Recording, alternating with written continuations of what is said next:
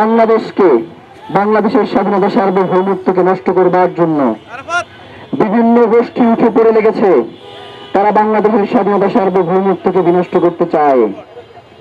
তারা ভেবেছিল শহীদ ওসমান হাদিকে হত্যার মাধ্যমে বাংলাদেশে মোটামুটি তাদের আধিপত্যবাদ কিছুটা হলেও কায়েম করতে পারবে, কিন্তু তারা বোঝে না শহীদ ওসমান হাদি হচ্ছে স্ফুলিঙ্গ, তারা ধরলে হাত পড়ে যায়, তাকে ধারণ করলে অঙ্গার হয়ে যাওয়ার আগে। সুতরাং শহীদ ওসমান হাদি হত্যাকারীদের বিচার নিশ্চিত না করা পর্যন্ত কে ক্ষমতায় আসলো, কে ক্ষমতা থেকে গেল, এইগুলো আমাদের দেখবার বিষয় না।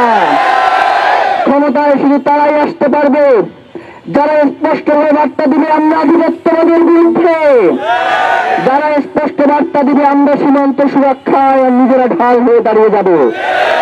বাংলাদেশের রাজনৈতিক দলগুলোর কাজ নয় চাটুকারিতা করা।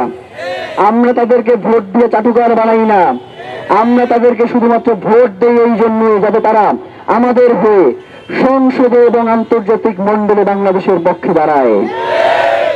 কিন্তু বাংলাদেশের মধ্যে দিয়ে ফ্রি করিডোর, ট্রানজিট সহ এইগুলো নিয়ে আপাতত কথা বলতেছি না।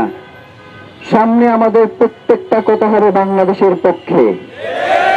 বাংলাদেশের 16 আনা বুঝা পাওয়ার পরে অন্যের সাথে ডিল হবে, তার আগে কোনো ডিল হবে না। প্রিয় ভাইয়েরা, ওসমান হাদি একটা কথা বলে গেছিলেন যে ঘাস খাইয়া হইলেও অস্ত্র বানাও। এই অস্ত্র সে এমনি এমনি বানাইতে বলে নাই। আমরা তাকে আগামীকালকের কথা বলতাম, সে বলতো আগামী 20 বছর পরের কথা। সে আগামী 20 বছর পরের জন্য আমাদেরকে সতর্ক হইতে বলতো। আমাদেরকেও ভিশনারি হইতে হবে। আমাদেরকেও আগামী দিনে বাংলাদেশকে আমরা কিভাবে দেখতে চাই, বাংলাদেশের স্বাধীনতা সার্বভৌমত্বের জন্য আমরা এক একজন কিভাবে যোগ্যতা নিয়ে সামনে দাঁড়িয়ে যাই, এটা আমাদেরকে নিশ্চিত করতে হবে। নাগরিক যতক্ষণ পর্যন্ত আমরা এই দেশের জনগণ যতক্ষণ পর্যন্ত, একটা কথা বলা আছে না সংবিধানে যে জনগণই সকল ক্ষমতার উৎস। জনগণ যদি সকল ক্ষমতার উৎস হয় তাই তো ওসমান হাদির বিচার হয়। 18 কোটি জনগণ তো এই বিচার চায়। তারা তো বাংলাদেশের 18 কোটি জনতা এখন পর্যন্ত রাজপথে আছে এই বিচারের জন্য। তাহলে এই বিচার হচ্ছে না কেন? কারণ যেই দলগুলো সংবিধান বানাইছে, যেই দলগুলো জুলাইয়ের পরবর্তী সংবিধান রক্ষা করবার জন্য রাজপথে আমরা যারা সংবিধান বাতিলের আন্দোলন করছি তাদেরকে দেশদ্রোহী বলেছে, তাদেরকে আপনারা একটা কথা স্পষ্ট করবেন যে যেহেতু আপনারাই বলেছেন জনগণই সর্বক্ষমতার উৎস, জনগণই সকল ক্ষমতার অধিকারী, সুতরাং এই জনগণ যদি আপনাদেরকে প্রতিহত করে মনে করবেন জনগণেরই প্রতিহত হয়েছি, আস্তে করে চলে যাবেন, আর ঘুরে তাকাবেন না। প্রিয় ভাইরা, দুপুর বেলা আপনাদের প্রচন্ড ক্ষুধা, এরপরেও বসে আছেন। আমরা জানি যে এখন পর্যন্ত জুমার নামাজের পরে এখানে যারা আছেন কেউ খান নাই। শহীদ ওসমান হাদির একটা কথা বলি, উনি দুপুরে কয়েকদিন খাইছেন উনি নিজেও জানতেন না যে উনি দুপুরে কয়েকদিন খাইছেন। উনি রাজপথে সময় দিতেন 4 দিন, আর 3 দিন সকাল থেকে সন্ধ্যা পর্যন্ত ইউনিভার্সিটি ক্লাস নিতেন। ছাত্র আন্দোলনে যারা পরবর্তীতে নেতা হয়েছে তারা অনেকেই বলেছে যে ভাই আপনি তো এখন লড়াই করছেন, আপনি চাকরিটা ছেড়ে দেন। শহীদ ওসমান হাদি তাদেরকে একটা কথাই বলেছে, আমার চাকরি যদি ছেড়ে দেয় আমার সংসার কিভাবে চলবে।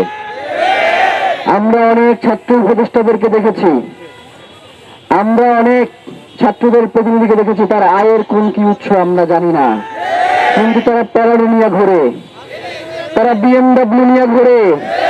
শহীদ ওসমান হাদি কোনদিন নুহায় চড়ে নাই, শহীদ ওসমান হাদিরে কোনদিন চড়ানো যায় না। আমরা বলেছি ভাই আপনার বিভিন্ন নিরাপত্তাজনিত সমস্যা রয়েছে, আপনি এগুলোতে বেশি কনসার্ন দেন।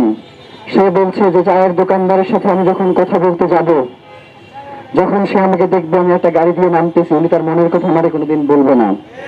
আমি তো জনগণের হয়ে সংসদে যাইতে চাইছিলাম বা জনগণের হয়ে সংসদে যাইতে চাই, সুতরাং যেই জনগণ আমাকে ধারণ করবে না সেই জনগণের প্রতিনিধি হিসেবে আমি সংসদে যাইতে চাই না।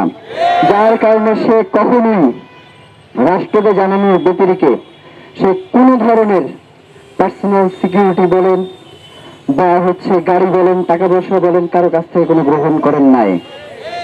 একজন শুধু ইনকিলাব কালচারাল সেন্টার করে দিতে চাইছে, একজন। উসমান হাদি বলছে যে ইনকিলাব কালচারাল সেন্টার করে দেবে জনগণ, একজনের টাকা নিয়ে আমি ইনকিলাব কালচারাল সেন্টার করব না। এইখানে কেউ 50 টাকা দেবে, কেউ 20 টাকা দেবে, কেউ 100 টাকা দেবে। এই জনগণ আমার কোনোদিন শিখাই বলতে আসবে না যে আমি 5 টাকা দিছি, আমি 50 টাকা দিছি। কিন্তু আপনি যখন একা আমার সেন্টারটা করে দেবেন, আগামীকাল তো আমার কাছে একটা সুপারিশ নিয়ে আসবেন, তখন আমি কি করব? যার কারণে যে জনগণ শহীদ উসমান হাদিকে হাদি বানাইছে, সেই জনগণ উসমান হাদির সকল দায়িত্ব নেবে, আপনাদের নেওয়া লাগবে না। ভাইরা, কথা বললে অনেক বলা যায়, কিন্তু কথা তো আমাদের একটাই, এর বাইরে তো আমাদের কোনো কথা নাই। বিচার নিশ্চিত করতে হবে, এখনো বলি বিচার নিশ্চিত করতে হবে। এরপর যদি আসেন আমাদের আন্দোলনের সময়ে যে আমরা যদি নির্বাচন বানচাল করতে আসছি, এই ধরনের যারা কথা বলে নিয়ে আসবেন, তাদেরকেও মনে করবো যে আপনারা উসমান হাদির হত্যার বিচার চান না। কারণ আপনাদের মুখ দিয়ে এখন পর্যন্ত আমরা শুনি নাই আপনারা বিচার চান। যেমন ভাবে এই সরকারের কেউ বলে নাই যে আমরা বিচার চাই, বিচার নিশ্চিত করবো, তেমনি ভাবে কোন রাজনৈতিক দলে বলে নাই যে আমরা বিচার চাই, বিচার নিশ্চিত করব। সুতরাং এই জনগণ যা সিদ্ধান্ত নিবে সেটা বাংলাদেশেরই সিদ্ধান্ত। এই জনগণ যা কর্মসূচি পালন করবে সেটা বাংলাদেশের আপামর জনসাধারণের কর্মসূচি। এইটাকে কোনো দল, মত, এই সকল প্রভাবে বাধা যাবে না।